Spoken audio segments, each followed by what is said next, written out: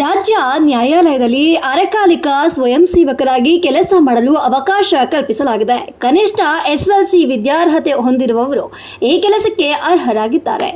ಪ್ರತಿದಿನ 750 ರೂಪಾಯಿ ಗೌರವಧನ ನಿಗದಿಯಾಗಿದೆ. ಸೆಪ್ಟೆಂಬರ್ 30ರೊಳಗೆ ಜಿಲ್ಲಾ ಕಾನೂನು ಸೇವಾ ಪ್ರಾಧಿಕಾರದ ಕಚೇರಿಗೆ ಅರ್ಜಿ ಸಲ್ಲಿಸಬಹುದಾಗಿದೆ. ಇನ್ನು ಶಿವಮೊಗ್ಗದಲ್ಲಿ ಜಿಲ್ಲಾ ಕಾನೂನು ಸೇವೆಗಳ ಪ್ರಾಧಿಕಾರ ಕೋರ್ಟ್ ಸಂಕೀರ್ಣ ಹೆಚ್ಚುವರಿ ಕಟ್ಟಡ 3ನೇ ಮಹಡಿ ಶಿವಮೊಗ್ಗ ಇಲ್ಲಿ ಅರ್ಜಿಯನ್ನ ಸಲ್ಲಿಸಬಹುದಾಗಿದೆ. ಅರ್ಜಿಯನ್ನ ನಮೂನೆಯನ್ನ ಇದೇ ಸೇವಾ ಪ್ರಾಧಿಕಾರದಲ್ಲಿ ಆಧಾರ್ ಕಾರ್ಡ್ ಮತ್ತು ರೇಷನ್ ಕಾರ್ಡ್ ನೀಡಿ ಅರ್ಜಿ ಪಡೆಯಬಹುದಾಗಿದೆ. ಈ ಕುರಿತು ಸುದ್ದಿಗೋಷ್ಠಿ ನಡೆಸಿ ಕಾನೂನು ಸೇವಾ ಪ್ರಾಧಿಕಾರದ ನ್ಯಾಯಾಧೀಶ ಸಂತೋಷ್ HM ಅರೆಕಾಲಿಕ ಸ್ವಯಂ ಸೇವಕ ಕಾನೂನು ಮಿತ್ರ ಎಂದು ಕರೆಯಲಾಗಿದೆ. ಪ್ರತಿ ತಾಲೂಕಿನಲ್ಲಿ 25ರಿಂದ 50 ಜನ, ಜಿಲ್ಲೆಯಲ್ಲಿ 50ರಿಂದ 100 ಜನರನ್ನ ನೇಮಕಗೊಳಿಸಲಾಗ್ತಾ ಇದೆ. ಯಾರಿಗೆ ಸೇವೆ ಕೆಲಸದಲ್ಲಿ ಆಸಕ್ತಿ ಇದೆಯೋ ಅವರಿಗೆ ಈ ಕೆಲಸ ದೊರೆಯಲಿದೆ ಎಂದರು. ಇನ್ನು ತ್ರಿಸದಸ್ಯ ಪೀಠದಲ್ಲಿ ಜಿಲ್ಲಾ ನ್ಯಾಯಾಧೀಶರು ನಾನು ಮತ್ತು ಸರ್ಕಾರಿ ನಾಮನಿರ್ದೇಶಕರಾಗಿದ್ದಾರೆ. ತಾಲೂಕು ಮಟ್ಟದಲ್ಲಿ ತಾಲೂಕು ನ್ಯಾಯಾಧೀಶರು ನಾನು ಮತ್ತು ನಾಮನಿರ್ದೇಶಕರಾಗಿರ್ತಾರೆ. ನೇಮಕಾತಿ ಪಡೆದವರಿಗೆ ತರಬೇತಿ ಇರುತ್ತದೆ. ಅವರಿಗೆ ಪರೀಕ್ಷೆ ನಡೆಸಲಾಗುವುದು. ಪರೀಕ್ಷೆಯಲ್ಲಿ ಉತ್ತೀರ್ಣರಾದರೆ ಗುರುತಿನ ಚೀಟಿ ಕೊಡಲಾಗುವುದು. ಕಾನೂನು ಮಿತ್ರರು ಕಾನೂನು ಶಿಕ್ಷಣ ಪಡೆದವರಲ್ಲ. ಇವರನ್ನ ಸಮಾಜದಲ್ಲಿ ಗುರುತರ ಕೆಲಸ ಮಾಡಿಕೊಳ್ಳುತ್ತಾರೆ ಅಂತ ಹೇಳಿದ್ರು. ಇನ್ನು ಪೋಕ್ಸೋ ಪ್ರಕರಣದಲ್ಲಿ ಸರ್ಕಾರಿ ಶಾಲೆಯ ಮಾಹಿತಿ ಪಡೆದು ಫೋಟೋ ಸಮೇತ ವರದಿ ನೀಡಬೇಕು. ಮಧ್ಯಸ್ಥಿಕೆದಾರರಿಗೆ ಕೆಲಸ ಮಾಡಿಕೊಡಬೇಕಾಗ್ತದೆ. ಲೋಕ ಅದಾಲತ್ ಬಗ್ಗೆ ಜನರಿಗೆ ಅರಿವು ಮೂಡಿಸ್ತಾರೆ. ಹ್ಯೂಮನ್ ಟ್ರಾಫಿಕ್ ಬಾಲಕಾರ್ಮಿಕ ಪದ್ಧತಿ ಕಂಡು ಬಂದರೆ ನಮಗೂ ಮತ್ತು ಸಂಬಂಧಪಟ್ಟ ಅಧಿಕಾರಿಗಳಿಗೆ ತಿಳಿಸಬೇಕು. ಇನ್ನು ನೇಮಕಾತಿ ಆಯ್ಕೆ ಪಟ್ಟಿಯನ್ನ ರಾಜ್ಯ ಸಮಿತಿಗೆ ಕಳುಹಿಸಲಾಗಿದೆ. ಅದನ್ನ ಅಕ್ಟೋಬರ್ 20ರೊಳಗೆ ನೀಡುತ್ತೇವೆ ಎಂದರು. ಇನ್ನು 15,100 ಕಾನೂನು ಸಹಾಯವಾಣಿ ತೆರೆಯಲಾಗಿದೆ. ಟೆಕ್ 151000 ಕಾನೂನು ಸಹಾಯವಾಣಿ ತೆರೆಯಲಾಗಿದೆ. ಇಲ್ಲಿ ಕರೆ ಮಾಡಿದ್ರೆ ಕಾನೂನು ಸಲಹೆ ನೀಡಲಾಗುವುದು ಅಂತ ತಿಳಿಸಿದ್ರು. Royal collection Mega offer alert. Buy products worth rupees 2,999. Get a stylish watch worth rupees 399 free. All types of caps, watches, belts, sunglasses, leather wallet, woolen caps. Our collection included trendy sunglasses, stylish caps, premium leather belt, smart leather wallets, branded watch, woolen caps. Visit us at City Center, Nehru Road, Shimoga. Contact us 7760734117. ನಮಸ್ಕಾರ. ಮೊದಲನೇದಾಗಿ ಇದೇ ತಿಂಗಳು 13ನೇ ತಾರೀಕು 2ನೇ ಶನಿವಾರ ನಮ್ಮ ಶಿವಮೊಗ್ಗ ಜಿಲ್ಲೆಯ ಎಲ್ಲ ನ್ಯಾಯಾಲಯಗಳಲ್ಲಿ ಈ ವರ್ಷದ 3ನೇ ರಾಷ್ಟ್ರೀಯ ಲೋಕ ಅದಾಲತನ್ನು ನಾವು ರಾಷ್ಟ್ರೀಯ ಕಾನೂನು ಸೇವೆಗಳ ಪ್ರಾಧಿಕಾರ ಹಾಗೂ ಕರ್ನಾಟಕ ರಾಜ್ಯ ಕಾನೂನು ಸೇವೆಗಳ ಪ್ರಾಧಿಕಾರದ ನಿರ್ದೇಶನದಂತೆ ಹಮ್ಮಿಕೊಂಡಿದ್ವಿ. ಎಲ್ಲ ಇಲಾಖೆಯ ಮತ್ತು ತಮ್ಮ ಸಹಕಾರದೊಂದಿಗೆ ನಮ್ಮಲ್ಲಿ ಈ ಬಾರಿ 14,550 ಪ್ರಕರಣಗಳು ರಾಜಿ ಸಂಧಾನದ ಮೂಲಕ ವಿಲೇವಾರಿಯಾಗಿದೆ ನಮ್ಮ ಜಿಲ್ಲೆಯ ಎಲ್ಲ ನ್ಯಾಯಾಲಯಗಳಲ್ಲಿ. ಇದು ಮೊದಲೇ ಒಂದು ವಿಷಯ. ಹಾಗಾಗಿ ನಾನು ಈ ಮೂಲಕ ಇದಕ್ಕೆ ಸಹಕಾರ ಕೊಟ್ಟಂತಹ ಎಲ್ಲ ಇಲಾಖೆಗಳಿಗೂ ಮತ್ತು ಮಾಧ್ಯಮ ಪ್ರತಿನಿಧಿಗಳಿಗೂ ಧನ್ಯವಾದಗಳನ್ನು ಅರ್ಪಿಸ್ತಾ ಇದ್ದೀನಿ. ಇವತ್ತು ನಾನು ತಮಗೆ ಹೇಳಬೇಕಾಗಿರುವಂತಹ ವಿಷಯ ಬಂದ್ಬಿಟ್ಟು, ನಮ್ಮಲ್ಲಿ ಅರೆಕಾಲಿಕ ಕಾನೂನು ಸ್ವಯಂ ಸೇವಕರನ್ನ ನೇಮಕಾತಿಗಾಗಿ ಅಧಿಸೂಚನೆ ಹೊರಡಿಸಿದ್ದೀವಿ. ಅಧಿಕಾರ ಮಿತ್ರ ಅಂತ ಹೇಳಿ ನಾವು ಈ ಅರೆಕಾಲಿಕ ಕಾನೂನು ಸ್ವಯಂ ಸೇವಕರಿಗೆ ಕರಿತೀವಿ. ಅವರು ಪ್ಯಾರಾಲೀಗಲ್ ವಾಲಂಟಿಯರ್ PLV ಅಂತ ಕೂಡ ಕರಿತೀವಿ. ನಮ್ಮ ಜಿಲ್ಲೆಯಲ್ಲಿ ಶಿವಮೊಗ್ಗ ಜಿಲ್ಲೆಯಲ್ಲಿ ಜಿಲ್ಲಾ ಕಾನೂನು ಸೇವಾ ಪ್ರಾಧಿಕಾರದಲ್ಲಿ 50 ಕನಿಷ್ಠ ಮತ್ತು ಸಾಧ್ಯ ಆದರೆ 100 ಜನರನ್ನು ಈ ಒಂದು ಪ್ಯಾರಾಲೀಗಲ್ ವಾಲಂಟಿಯರ್ ಅನ್ನೋದಕ್ಕೆ ನಾವು ನೇಮಕಾತಿ ಮಾಡ್ಕೊಳ್ತಾ ಇದ್ದೀವಿ. ಪ್ರತಿ ತಾಲೂಕಿನಲ್ಲಿ ನಮ್ಮಲ್ಲಿ ಕನಿಷ್ಠ 25 ಜನ ಮತ್ತು ಗರಿಷ್ಠ 50 ಜನರಿಗೆ ನಾವು 1 ವರ್ಷದ ಅವಧಿಗೆ ನೇಮಕಾತಿಯನ್ನು ಮಾಡ್ಕೊಳ್ತಾ ಇದ್ದೀವಿ. ಇದರ ಬಗ್ಗೆ ಈಗ ಕರ್ನಾಟಕ ರಾಜ್ಯ ಕಾನೂನು ಸೇವಾ ಪ್ರಾಧಿಕಾರದ ಗೌರವಾನ್ವಿತ ಸದಸ್ಯ ಕಾರ್ಯದರ್ಶಿಯಾಗಿರ್ತಕ್ಕಂಥ ಶಶಿಧರ್ ಶೆಟ್ಟಿ ಸಾಹೇಬರು ಈಗ ನಮಗೆಲ್ಲ ಮಾಹಿತಿಯನ್ನು ಕೊಟ್ಟು ತಾವೆಲ್ಲ ಕೇಳಿದ್ದೀರಿ. ನಮಗೆ ಎಂಥ ಒಬ್ಬ ವ್ಯಕ್ತಿಗಳು ಈ ಸೇವೆ ಸಲ್ಲಿಸೋದಕ್ಕೆ ಬೇಕು ಅಂತ ಹೇಳಿದರೆ, ಮೊದಲನೇದ್ದು ಅವರು ಸಮಾಜಮುಖಿಯಾಗಿ ಕೆಲಸವನ್ನು ನಿರ್ವಹಿಸಬೇಕು. ಯಾಕೆ ಅಂದರೆ ಇವರಿಗೆ ನಾವು ಯಾವುದೇ ರೀತಿ ಸಂಬಳ ಅಥವಾ ಇಂಥ ಒಂದು ನಿರ್ದಿಷ್ಟವಾದ ಆದಾಯವನ್ನು ಕೊಡಲ್ಲ. ಆದರೆ ಗೌರವಧನವನ್ನು ಅವರಿಗೆ ಕೊಡ್ತಾ ಇದ್ದೀವಿ. ಈ ಗೌರವಧನ ನಾವು ಅವರಿಗೆ ವಹಿಸಿರುವಂತಹ ಕಾರ್ಯಗಳನ್ನು ಅವರು ಮಾಡಿ ನಮಗೆ ಭಾವಚಿತ್ರ ಸಮೇತ ವರದಿಯನ್ನು ಕೊಟ್ಟಾಗ ಅದನ್ನು ಪರಿಶೀಲಿಸಿ ನಾವು ಅವರಿಗೆ ಮಾಡಿದಂತಹ ಕಾರ್ಯಕ್ಕೆ ಪ್ರತಿದಿನಕ್ಕೆ 750 ರೂಪಾಯಿ ಗೌರವಧನವನ್ನು ಕೊಡ್ತಾ ಇದ್ದೀವಿ. ಹಾಗಾಗಿ ಈ ಯಾವುದೇ ಆದಾಯದ ಒಂದು ಅಪೇಕ್ಷೆ ಇಲ್ಲದೆ ಸಮಾಜ ಸೇವೆ ಮಾಡುವಂತಹ ಇಚ್ಛೆ ಇರುವ ಜನರು ಇದಕ್ಕೆ ಅರ್ಜಿಯನ್ನು ಸಲ್ಲಿಸಬೇಕು. ಯಾರು ಸಲ್ಲಿಸಬಹುದು ಅಂತ ಹೇಳಿದರೆ, ಸಲ್ಲಿಸುವಂಥ ಅರ್ಜಿದಾರರು ಕನಿಷ್ಠ 10ನೇ ತರಗತಿ ಪಾಸ್ ಆಗಿರಬೇಕು ಮತ್ತು ಅವರಿಗೆ ಓದಲಿಕ್ಕೆ ಮತ್ತು ಬರೀಲಿಕ್ಕೆ ಕನ್ನಡ ಮತ್ತು ಆಂಗ್ಲ ಭಾಷೆ ಬರ್ತಿರಬೇಕು. ಅಂಥವ್ರಿಗೆ ನಾವು ಆದ್ಯತೆಯನ್ನು ಕೊಡ್ತಾ ಇದ್ದೀವಿ. ಇವರ ಕೆಲಸ ಏನು ಅಂತ ಹೇಳಿದರೆ, ಸಮಾಜದಲ್ಲಿ ಮತ್ತು ಆರ್ಥಿಕವಾಗಿ ಹಿಂದುಳಿದ ವರ್ಗಕ್ಕೆ ಸೇವೆಯನ್ನು ಸಲ್ಲಿಸುವಂಥ ಮನೋಭಾವ ಇರಬೇಕು ಮತ್ತು ಯಾವುದಾದ್ರೂ ಒಂದು ಪ್ರಕೃತಿ ವಿಕೋಪ ಆಗಿದ್ದರೆ ಅಂಥಲ್ಲಿ ಕೂಡ ಇವರು ಸಮೀಕ್ಷೆಯನ್ನು ಮಾಡಿ ನಮ್ಮ ಪ್ರಾಧಿಕಾರಕ್ಕೆ ವರದಿ ಕೊಡುವಂತಹ ಮನೋಭಾವ ಇರುವಂಥವರು ನಮಗೆ ಈ ಒಂದು ಅರೆಕಾಲಿಕ ಕಾನೂನು ಸ್ವಯಂ ಸೇವಕರಾಗಿ ಬೇಕಾಗಿದೆ. ಈ ಅರೆಕಾಲಿಕ ಕಾನೂನು ಸ್ವಯಂ ಸೇವಕರಿಗೆ ನಮ್ಮ ಜಿಲ್ಲಾ ಮಟ್ಟದಲ್ಲಿ 3 ಸದಸ್ಯ ಪೀಠ ಇದೆ, 3 ಸದಸ್ಯ ಒಂದು ಕಮಿಟಿ ಇದೆ, ಸಮಿತಿ. ಈ ಸಮಿತಿಯಲ್ಲಿ ಗೌರವಾನ್ವಿತ ಪ್ರಧಾನ ಜಿಲ್ಲಾ ಹಾಗೂ ಸತ್ರ ನ್ಯಾಯಾಧೀಶರಿದ್ದಾರೆ, ಅವರು ಅಧ್ಯಕ್ಷರು. ನಾನು ಸದಸ್ಯ ಕಾರ್ಯದರ್ಶಿ, ಅಲ್ಲಿ ಒಬ್ಬ ಸದಸ್ಯನಾಗಿದ್ದು, ನಮ್ಮ ಗೌರವಾನ್ವಿತ ಪ್ರಧಾನ ಜಿಲ್ಲಾ ನ್ಯಾಯಾಧೀಶರು ನಮ್ಮ ಪ್ರಾಧಿಕಾರದ ಅಧ್ಯಕ್ಷರಿದ್ದಾರೆ, ಅವರು ನಾಮನಿರ್ದೇಶನ ಮಾಡತಕ್ಕಂಥ ಒಬ್ಬ ಸದಸ್ಯರು ಕೂಡ ಈ ಒಂದು ಕಮಿಟಿಯಲ್ಲಿ ಒಬ್ಬ ಸದಸ್ಯರಾಗಿರ್ತಾರೆ.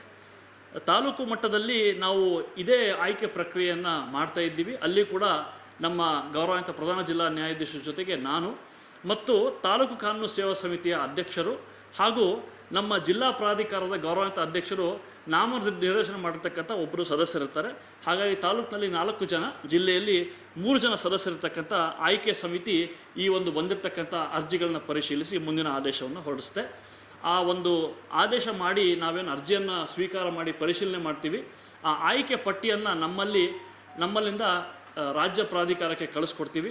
ಅಲ್ಲಿ ನಮ್ಮ ಗೌರವಾನ್ವಿತ ಕರ್ನಾಟಕ ಉಚ್ಚ ನ್ಯಾಯಾಲಯದ ಗೌರವಾನ್ವಿತ ನ್ಯಾಯಮೂರ್ತಿಗಳು ಹಾಗೂ ಕರ್ನಾಟಕ ರಾಜ್ಯ ಪ್ರಾಧಿಕಾರದ ಅಧ್ಯಕ್ಷರು ಅದನ್ನು ಅನುಮೋದನೆ ಮಾಡಿ ನಮಗೆ ಕಳಿಸ್ಕೊಟ್ಟಾಗ ಅಲ್ಲಿಂದ 1 ವರ್ಷದ ಅವಧಿಗೆ ಅವ್ರನ್ನ ನಾವು ಪ್ಯಾರಾಲೀಗಲ್ ವಾಲಂಟಿಯರ್ ಅಂತ ಹೇಳಿ ನಾಮನಿರ್ದೇಶನ ಮಾಡಿಕೊಂಡು ಅವರಿಂದ ಸೇವೆಯನ್ನು ಪಡ್ಕೊಳ್ತೀವಿ.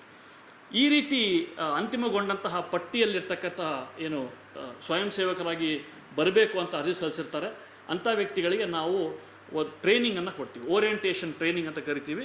ಈ ಟ್ರೈನಿಂಗ್ ಆದ ನಂತರ ನಾವು ಅವರಿಗೆ ಒಂದು ಪರೀಕ್ಷೆಯನ್ನು ಮಾಡ್ತೀವಿ. ಈ ಪರೀಕ್ಷೆಯಲ್ಲಿ ಉತ್ತೀರ್ಣರಾದವರಿಗೆ ನಮ್ಮ ಪ್ರಾಧಿಕಾರದಿಂದ ID ಕಾರ್ಡನ್ನು ಕೂಡ ಕೊಡ್ತೀವಿ. ಇದು ಕೂಡ 1 ವರ್ಷದ ಅವಧಿಗೆ ಇರ್ತದೆ.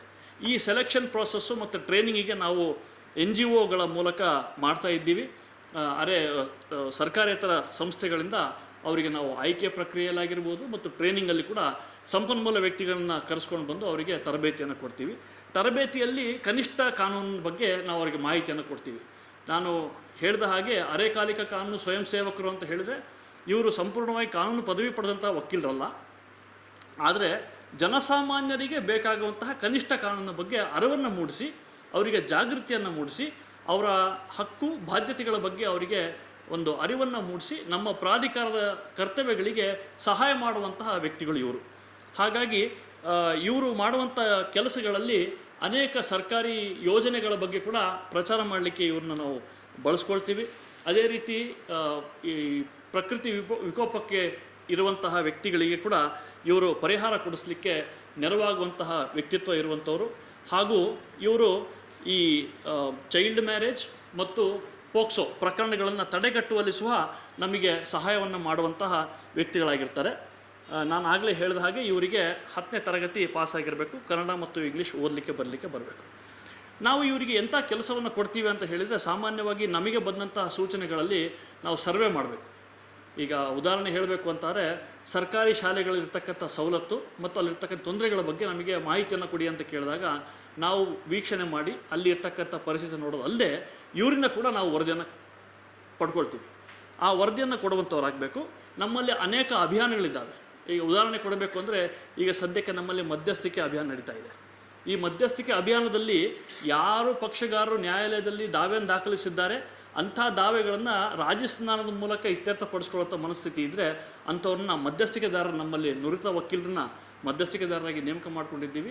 ಅಂಥವರಿಗೆ ನ್ಯಾಯಾಲಯದಿಂದ ಪ್ರಕರಣಗಳನ್ನು ವಹಿಸಿಬಿಟ್ಟು ಅವರ ಮೂಲಕ ನಾವು ಮಧ್ಯಸ್ಥಿಕೆಯನ್ನು ಮಾಡಿಸಿ ಈ ಪ್ರಕರಣಗಳಲ್ಲಿ ಒಂದು ಅಗ್ರಿಮೆಂಟ್ ಮಾಡಿ ಮತ್ತೆ ನ್ಯಾಯಾಲಯಕ್ಕೆ ಸಲ್ಲಿಸಿ ಅದನ್ನ ಅನುಮೋದನೆ ಪಡ್ಕೊಂಡ ನಂತರ ಉಭಯ ಪಕ್ಷಗಾರರು ಅದರಂತೆ ನಡ್ಕೊಳ್ಳಿಕ್ಕೆ ಒಂದು ಅನುಕೂಲ ಆಗುವಂಥ ಒಂದು ವ್ಯವಸ್ಥೆ ಇದೆ. ಅದರ ಬಗ್ಗೆ ಜನರಿಗೆ ಜಾಗೃತಿಯನ್ನು ಮೂಡಿಸುವಂಥ ಕಾರ್ಯಕ್ರಮ ಕೂಡ ಈ ಪ್ಯಾರಾಲೀಗಲ್ ವಾಲಂಟಿಯರ್ಸ್ ಮಾಡ್ತಾರೆ. ಮತ್ತು ನಮ್ಮಲ್ಲಿರ್ತಕ್ಕಂತಹ ಕಾನೂನು ಸೇವೆಗಳ ಬಗ್ಗೆ ಕೂಡ ಅವರು ಪ್ರಚಾರವನ್ನು ಮಾಡ್ತಾರೆ. ಉದಾಹರಣೆಗೆ ಲೋಕ್ ಅದಾಲತ್ನಲ್ಲಿ ನಡೆಯುವಂತಹ ಪ್ರಕ್ರಿಯೆ ಬಗ್ಗೆ, ಅಲ್ಲಿ ಇರ್ತಕ್ಕಂತಹ ಒಂದು ವ್ಯವಸ್ಥೆಯ ಬಗ್ಗೆ ಜನರಿಗೆ ಅರಿವನ್ನು ಮೂಡಿಸುವಂಥ ಕಾರ್ಯಕ್ರಮ ಕೂಡ ಈ ಪ್ಯಾರಾಲೀಗಲ್ ವಾಲಂಟಿಯರ್ಸ್ ಮಾಡ್ತಾರೆ. ಅಲ್ಲದೆ ಜನರಿಗೆ ಇರ್ತಕ್ಕಂಥ ತೊಂದರೆಯನ್ನು ಬಗೆಹರಿಸಲಿಕ್ಕೆ, ಉದಾಹರಣೆಗೆ ಯಾರೋ ಒಬ್ಬ ಬಡ ಕುಟುಂಬದ ಒಂದು ಮಗುವಿಗೆ ಜನನ ಪ್ರಮಾಣಪತ್ರ ಇಲ್ಲ ಅಂತ ಆದರೆ ಇವರು ಮಾಹಿತಿ ಕೊಟ್ಟು ಯಾವ ರೀತಿ ಅರ್ಜಿಯನ್ನು ಕೊಡಬೇಕು, ಎಷ್ಟು ವಿಳಂಬ ಆಗಿದೆ, ಅದಕ್ಕೆ ಪ್ರಕ್ರಿಯೆ ಏನು ಅನ್ನುವಂಥ ಹಂತವಾದಂತಹ ಒಂದು ಪ್ರಕ್ರಿಯೆಯಲ್ಲಿ ಮಾಹಿತಿ ಅವರಿಗೆ ಕೊಟ್ಟು ಅಂಥ ಮಕ್ಕಳಿಗೆ ಜನನ ಪ್ರಮಾಣಪತ್ರ, ಆಧಾರ್ ಕಾರ್ಡ್ ಆಗಿಲ್ಲ ಅಂದರೆ ಆಧಾರ್ ಕಾರ್ಡ್, ಇಂಥ ದಾಖಲೆಗಳನ್ನು ಮಾಡಿಸ್ಲಿಕ್ಕೆ ನೆರವಾಗ್ತಾರೆ. ಅಂಥ ಒಂದು ಕೆಲಸವನ್ನು ಮಾಡುವಂಥ ವ್ಯಕ್ತಿಗಳು ಇವರು. ಇದಲ್ಲದೆ ಈ ಸಮಾಜದಲ್ಲಿ ಆಗುವಂತಹ ಘಟನೆಗಳಲ್ಲಿ ಅಪರಾಧವನ್ನು ತಡೆಗಟ್ಟುವ ನಿಟ್ಟಿನಲ್ಲಿ ಕೂಡ ಒಳ್ಳೆಯ ಒಂದು ಪಾತ್ರವನ್ನು ವಹಿಸ್ತಾರೆ. ಈಗ ಉದಾಹರಣೆಗೆ ಹೇಳಬೇಕು ಅಂತ ಹೇಳಿದರೆ, ಬಾಲ ಕಾರ್ಮಿಕ ಪದ್ಧತಿ ಇದೊಂದು ಕೆಟ್ಟ ಪದ್ಧತಿ, ಕಾನೂನು ಬಾಹಿರವಾದ ಚಟುವಟಿಕೆ. ಇಂಥದ್ದು ಎಲ್ಲಾದರೂ ಕಂಡು ಬಂದರೆ ಇವರು ನಮ್ಮ ಪ್ರಾಧಿಕಾರಕ್ಕೆ ಅಲ್ಲದೆ ಕಾನೂನನ್ನು ಜಾರಿ ಮಾಡುವಂತಹ ಅಧಿಕಾರಿಗಳು ಕೂಡ ಮಾಹಿತಿಯನ್ನು ಕೊಡ್ತಾರೆ. ಅಲ್ಲದೆ ಈ ಫ್ಯಾಕ್ಟ್ರಿಗಳಲ್ಲಿ ಮತ್ತು ಕ್ವಾರಿಗಳಲ್ಲಿ ಹ್ಯೂಮನ್ ಟ್ರಾಫಿಕಿಂಗ್, ಮಾನವ ಕಳ್ಳ ಸಾಗಾಣಿಕೆ ಆಗ್ತಾಯಿದ್ರೆ ಅಂಥದ್ರ ಬಗ್ಗೆ ಇವರಿಗೆ ಮಾಹಿತಿ ಕೊಟ್ಟರು ಕೂಡ ಇವರು ಸಂಬಂಧಪಟ್ಟ ಅಧಿಕಾರಿಗಳಿಗೆ ಮತ್ತು ನಮ್ಮ ಪ್ರಾಧಿಕಾರಕ್ಕೆ ಮಾಹಿತಿಯನ್ನು ಕೊಡ್ತಾರೆ. ಅಲ್ಲದೆ ಬಾಲ್ಯ ವಿವಾಹ ಆಗುವಂತಹ ಒಂದು ಕೃತ್ಯ ನಡೀತಾ ಇದ್ದರೆ ಅದ್ರ ಬಗ್ಗೆ ಕೂಡ ಮಾಹಿತಿಯನ್ನು ಕೊಡ್ತಾರೆ. ಹಾಗಾಗಿ ಇವರಿಗೆ ನಾವು ನಮ್ಮಲ್ಲಿಂದ ಆಯ್ಕೆ ಪ್ರಕ್ರಿಯೆ ಚಾಲನೆ ಮಾಡಿದ್ದೀವಿ. ನಮ್ಮ ಪ್ರಾಧಿಕಾರದಿಂದ ರಾಜ್ಯ ಪ್ರಾಧಿಕಾರಕ್ಕೆ ಮುಂದಿನ ತಿಂಗಳು 20ರೊಳಗೆ ವರದಿಯನ್ನು ಕೊಡಬೇಕು, ಅಂದರೆ ಆಯ್ಕೆಯ ಪಟ್ಟಿಯನ್ನು ಕಳಿಸ್ಬೇಕು. ಹಾಗಾಗಿ ನಮ್ಮ ಪ್ರಾಧಿಕಾರದಿಂದ ಆಯ್ಕೆ ಪಟ್ಟಿಯನ್ನು ಕಳಿಸ್ಲಿಕ್ಕೆ ಅರ್ಜಿಯನ್ನು ಸಲ್ಲಿಸಲಿಕ್ಕೆ ಇದೇ ತಿಂಗಳ 30 ಕೊನೆಯ ತಾರೀಕು ಅಂತ ಮಾಡಿದ್ದೀವಿ. ಇದೇ ತಿಂಗಳ 30 ತಾರೀಕು ಒಳಗೆ ನಮ್ಮ ಪ್ರಾಧಿಕಾರದಲ್ಲಿ ತಾಲೂಕು ಮಟ್ಟದಲ್ಲಿ ತಾಲೂಕು ಕಾನೂನು ಸೇವಾ ಸಮಿತಿಯಲ್ಲಿ ಸಿಗುವಂತಹ ಅರ್ಜಿಯ ನಮೂನೆ ಇದೆ, ಅದು ಉಚಿತವಾಗಿ ಕೊಡ್ತಾ ಇದ್ದೀವಿ. ಅದನ್ನು ಪಡೆದುಕೊಂಡು ಅದನ್ನ ಸರಿಯಾಗಿ ಭರ್ತಿ ಮಾಡಿ ಅದ್ರ ಜೊತೆಗೆ ಅವರ SSLC ಮಾರ್ಕ್ಸ್ ಕಾರ್ಡ್ ಮತ್ತು ಆಧಾರ್ ಕಾರ್ಡ್ನ ಒಂದು ಕಾಪಿ ಲಗತ್ತಿಸಿ ನಮ್ಮ ಪ್ರಾಧಿಕಾರಕ್ಕೆ ಜಿಲ್ಲಾ ಕೇಂದ್ರದಲ್ಲಿ ಅಥವಾ ತಾಲೂಕು ಕೇಂದ್ರದಲ್ಲಿ ನಮ್ಮ ಕಾನೂನು ಸೇವಾ ಸಮಿತಿಗೆ ಸಲ್ಲಿಸಿದರೆ ಅದನ್ನ ಪರಿಶೀಲನೆ ಮಾಡಿ ಮುಂದಿನ ಕ್ರಮವನ್ನು ನಾವು ಕೈಗೊಳ್ತೀವಿ. ಇದು ಅರೆಕಾಲಿಕ ಕಾನೂನು ಸ್ವಯಂ ಸೇವಕರಿಗೆ ಸಂಬಂಧಪಟ್ಟ ಮಾಹಿತಿ. ಇನ್ನು 2 ವಿಷಯ ನಾನು ತಮಗೆ ಹೇಳಬೇಕು. ನಮ್ಮ ರಾಜ್ಯದಲ್ಲಿ ಒಟ್ಟು 6 ಖಾಯಂ ಲೋಕ್ ಅದಾಲತ್ ಇವೆ. ತಮಗಾಗಲೇ ಬಹಳಷ್ಟು ಪತ್ರಿಕೆಯಲ್ಲಿ ಕೂಡ ಚೆನ್ನಾಗಿ ತಾವೆಲ್ಲ ಸಹಕಾರ ಕೊಟ್ಟು ಅದ್ರ ಬಗ್ಗೆ ಮಾಹಿತಿಯನ್ನು ಜನರಿಗೆ ಮುಟ್ಟಿಸಿದ್ದೀರಿ. ಅಲ್ಲದೆ ನಾನು ಈ ಒಂದು ವೇದಿಕೆಯನ್ನು ಸದ್ಬಳಕೆ ಮಾಡ್ಕೊಂಡು ಅದ್ರ ಬಗ್ಗೆ ಮಾಹಿತಿ ಕೊಡಬೇಕು ಅಂತ. ಈ 6 ಖಾಯಂ ಲೋಕ್ ಅದಾಲತ್ನಲ್ಲಿ ಶಿವಮೊಗ್ಗ, ಮಂಗಳೂರು ಖಾಯಂ ಲೋಕ್ ಅದಾಲತ್ನ ವ್ಯಾಪ್ತಿಗೆ ಬರ್ತದೆ. ನಮ್ಮ ಗೌರವಾನ್ವಿತ ಕರ್ನಾಟಕ ರಾಜ್ಯ ಕಾನೂನು ಸೇವೆಗಳ ಪ್ರಾಧಿಕಾರದ ಒಂದು ಇತ್ತೀಚಿನ ಆದೇಶದ ಮೂಲಕ ನಮ್ಮ ಮಂಗಳೂರಿನಲ್ಲಿರ್ತಕ್ಕಂತಹ ಏನು ಖಾಯಂ ಲೋಕ್ ಅದಾಲತ್ ಪೀಠ ಇದೆ, ಅಲ್ಲಿ ಸೇವೆಯನ್ನು ಸಲ್ಲಿಸ್ತಕ್ಕಂತಹ ಸದಸ್ಯರು ನಮ್ಮ ಶಿವಮೊಗ್ಗ ಜಿಲ್ಲೆಗೆ ಬಂದು ಇಲ್ಲಿಯೇ ಪ್ರಕ್ರಿಯೆ ಮಾಡ್ಬೋದು, ಇಲ್ಲಿ ಇರ್ತಕ್ಕಂಥ ಪ್ರಕರಣಗಳನ್ನು ಇಲ್ಲೇ ವಿಚಾರಣೆ ಮಾಡಬಹುದು ಅಂತ ಹೇಳಿ ಆದೇಶವನ್ನು ಕೊಟ್ಟು ಅವರಿಗೆ ಸೂಚನೆಯನ್ನು ಕೊಟ್ಟಿದ್ದಾರೆ. ಹಾಗಾಗಿ ನಮ್ಮ ಜಿಲ್ಲೆಯಲ್ಲಿರ್ತಕ್ಕಂಥ ಪ್ರಕರಣಗಳನ್ನು ನಮ್ಮಲ್ಲಿಯೇ ಬಂದು ವಿಚಾರಣೆ ಮಾಡಿ ಒಂದು ನ್ಯಾಯದಾನ ವ್ಯವಸ್ಥೆ ಈಗ ಆಗಿದೆ.